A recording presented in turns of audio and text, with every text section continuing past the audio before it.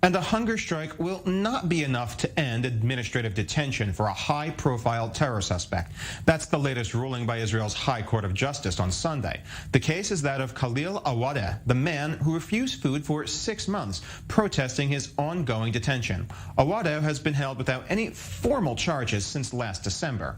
Israel said he's a member of a terror group. His lawyers deny any involvement in such. And the Palestinian Islamic Jihad has muddied the waters by making part of their demands in the ceasefire earlier this month his release. They did, though, stop short of claiming him as one of their own. Israel never formally agreed.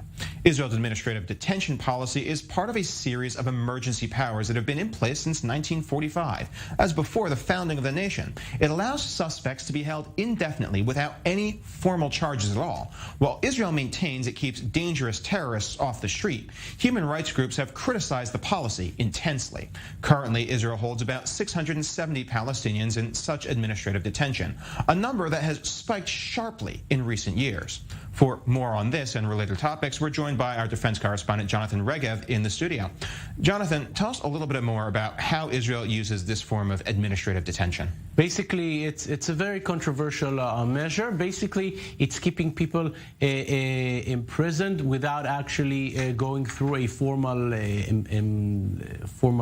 judicial process. Let's call it this way.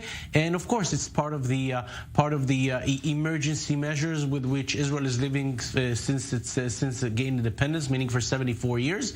It is used mostly, not only, but mostly against Palestinians, seen as perhaps involved in terrorism.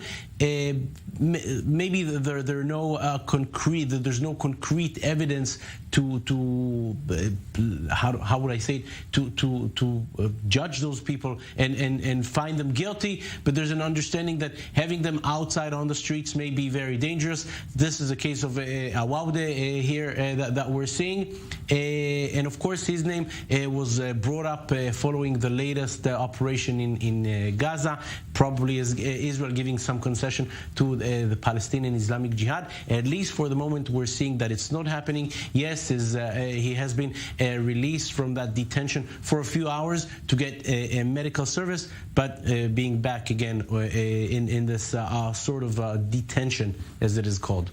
Does that mean that the use of this form of administrative detention without charges being filed and keeping them out of any sort of formal judicial process allows the use of prisoners as a sort of bargaining chip when it comes down to ceasefire agreements? Yes, it may happen. It may be one of the goals, of course. When Israel has to give concessions, this may be one of the tools. Israel is not very happy to release people who are supposed to, as the way Israel sees it, have to remain in prison, especially after the Shalit deal back in 2011 when Israel released so many terrorists. So yes, this could be one of the methods.